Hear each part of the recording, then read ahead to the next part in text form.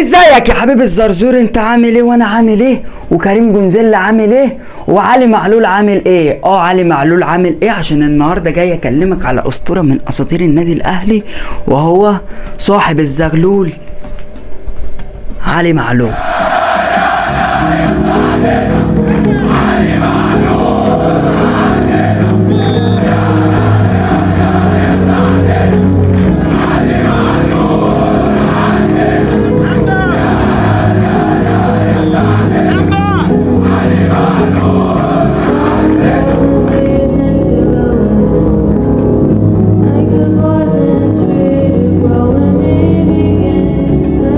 ولد علي معلول يا حبيب الزرزور يوم 1 يناير 1990.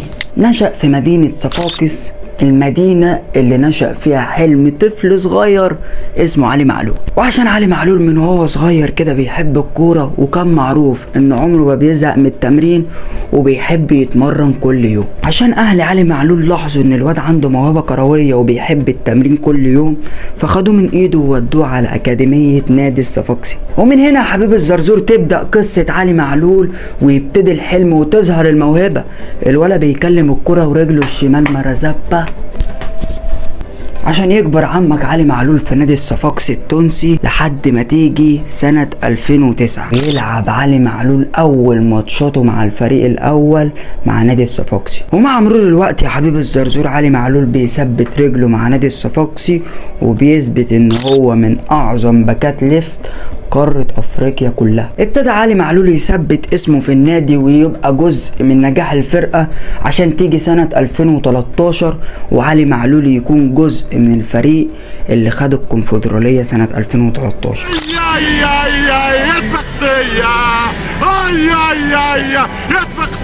وده حبيب الزرزور كان جزء من نجاح الصفاقسي وفوزه بالبطولة هو اللاعب علي معلول. عشان بعد 2013 وفوز نادي الصفاقسي بالكونفدرالية علي معلول تلعلع وتبروز لغاية ما يجي الموسم الأعظم والأروع في تاريخ الأسطورة علي معلول، موسم 2015-2016. يوجه يتقدم معلول بينالتي لعبها الاخصائي علي معلول، بن شريفيه على اليمين والكره على اليسار، والنتيجه 1-1 في الهجوم. كفرون ديريكت من علي معلول، اخصائي الكرة الثابته، هدف اول للسي اس اس في 21 دقيقه. موسم 2015-2016 يا حبيب الزرزور علي معلول مع نادي الصفاقسي التونسي سجل 16 هدف في الدوري. تتخيل معايا كده يا حبيب الزرزور باك ليفت، مش فرود ولا صانع العاب ولا وينج، لا ده باك ليفت نسجل 16 هدف، فده رقم يهز الدنيا كلها. فالاخبار تلعلعت وتزهرت وتوصلت لنادي الاهلي في القاهره. ده في لاعب اسمه علي معلول بيلعب باك ليفت مسجل 16 هدف الموسم ده، بينا على الصفاقس. فعلا النادي الاهلي يا حبيب الزرزور بعت الوكلاء للصفاقس وانتقل علي معلول من نادي الصفاقسي التونسي لنادي الاهلي في صيف 2016 عشان يطلع الاعلام المصري ويقول لك هو علي معلول سيتأقلم في الاجواء والمناخ المصري وهياكل فول وطعميه ورز وملوخيه، ولا هيرجع على تونس بدري بدري والصفقه مش هتكمل. ولكن علي معلول قرر يثبت للاعلام المصري ان هو صفقه من الاعار التقيل، 1-1-1 خدك عبد الواحد. علي معلول لأول مرة بيرتدي شارة القيادة.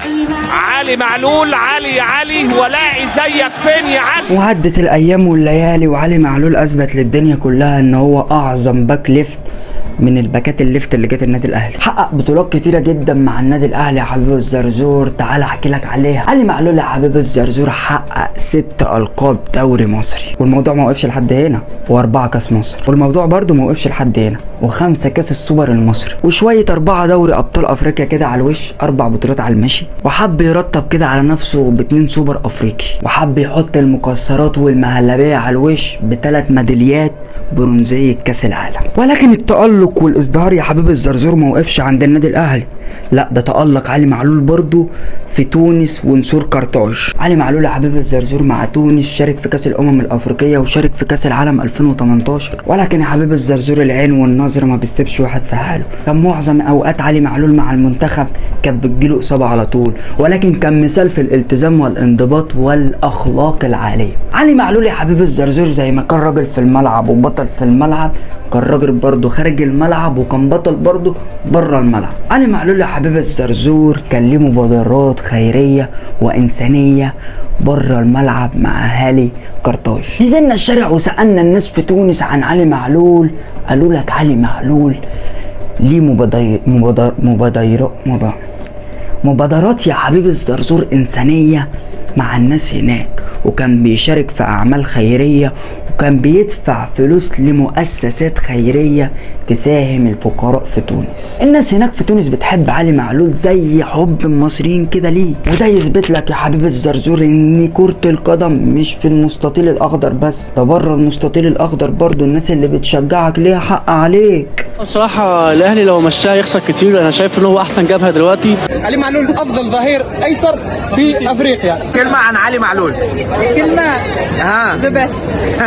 في عالم كرة القدم يا حبيب الزرزور هتلاقي شخصيات تاريخية، وهتلاقي لعيبة تستحق فعلا حبها ليك، وتستحق فعلا انك تشجعها وتحبهم وتاخدهم قدوة ليك. في عالم كرة القدم يا حبيب الزرزور في شخصيات كبيرة جدا زي علي معلول وافضل كمان. في عالم كرة القدم هتلاقي الحلو وهتلاقي الوحش، واوعى تخلي بالك من الوحش وتركز معاه وتقلده، خلي بالك من الحلو وخليك زيه يا حلو. النهارده كلمتك عن حد حلو يا حلو، فما تنساش اللايك والاشتراك وتفعل زر الجرس. كلامنا النهارده كان عن اسطوره تاريخيه هو علي معلول. استناني في فيديوهات تانية من السلسله ديت، سلسله ناس حلوه، زي ما كلمتك على مرموش، وزي ما كلمتك على صلاح، وزي ما كلمتك على نادي الايمان بتاع المكفوفين. النهارده كلمتك عن معلول، وانتظرني في حلقات تانية حلوه من سلسله ناس حلوه. سلام عليكم.